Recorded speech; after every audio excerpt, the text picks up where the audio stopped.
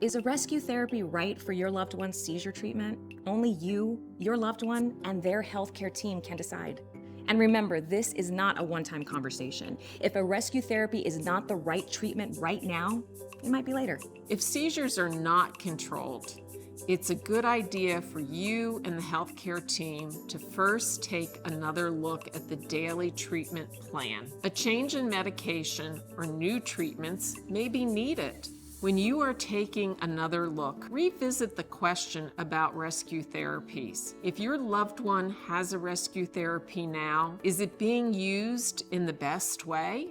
Is it still the right treatment? If there are no rescue therapies now, should one be on hand?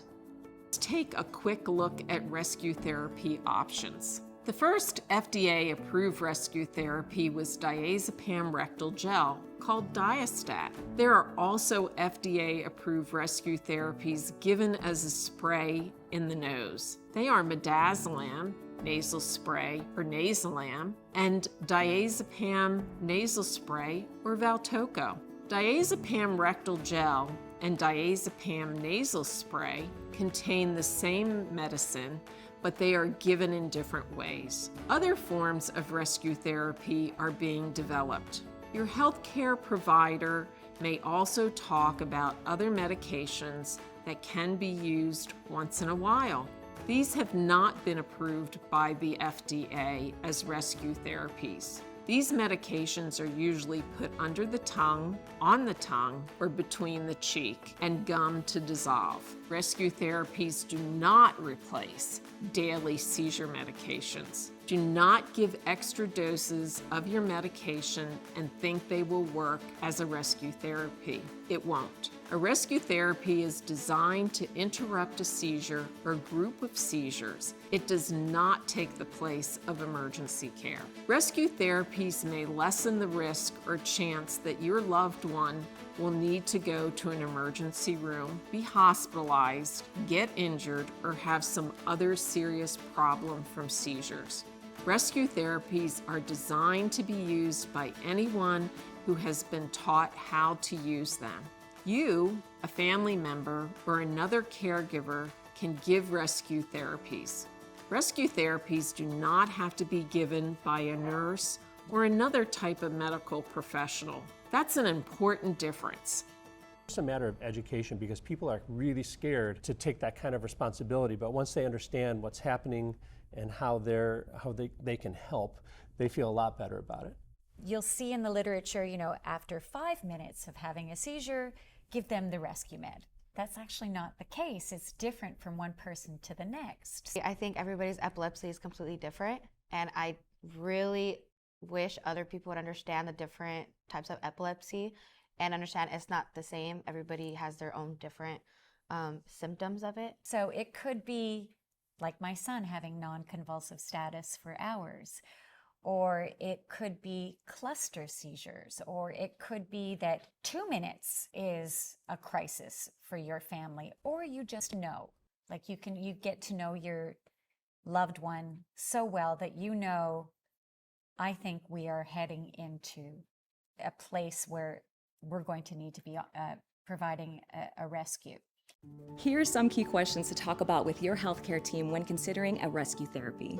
How often do the seizures happen? How long do they last? And what happens during and after seizures? Can another family member or caregiver be trained to help if you are not available? How should you decide when to call 911?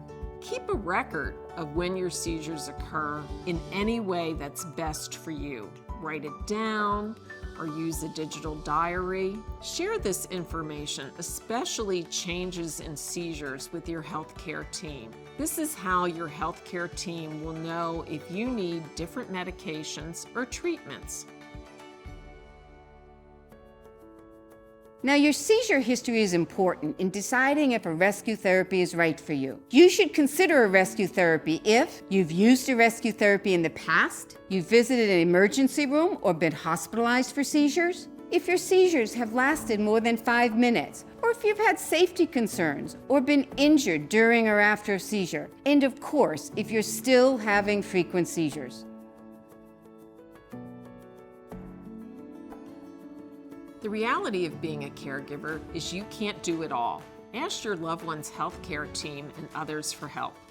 You want what is best for your loved one, but also you need to take care of yourself. Caregivers need to be healthy too. I see it as part of my responsibility as a caregiver to have a little bit of time to myself, and however that looks. And it looks different for everybody. I mean, some people, they just want to, if they want to sit down at the end of the day and have a glass of wine and a bowl of popcorn in front of the TV, that's great.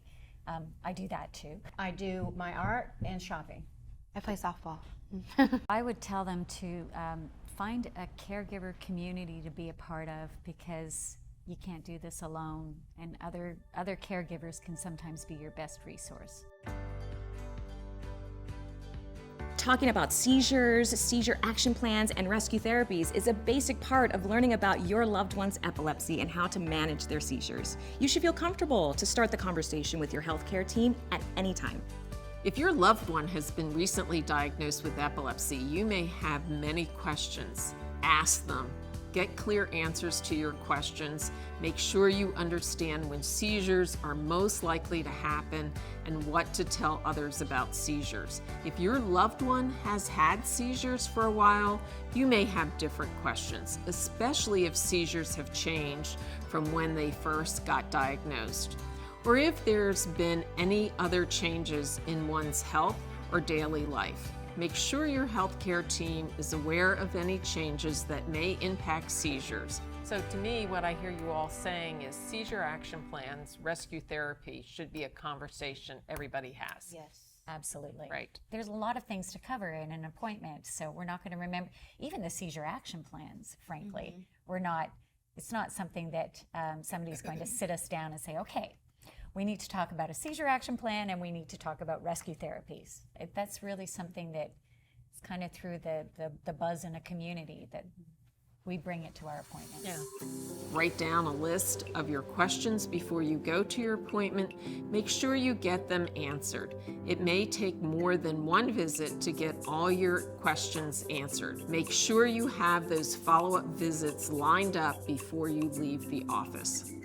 As a caregiver, you want what is best for your loved one, but you also need to take care of yourself and make sure your needs are met too. Don't wait. Talk to your loved one's healthcare team about new treatment options like rescue therapies. Find out how a seizure action plan and rescue therapies can help you be prepared and more confident and comfortable as a caregiver.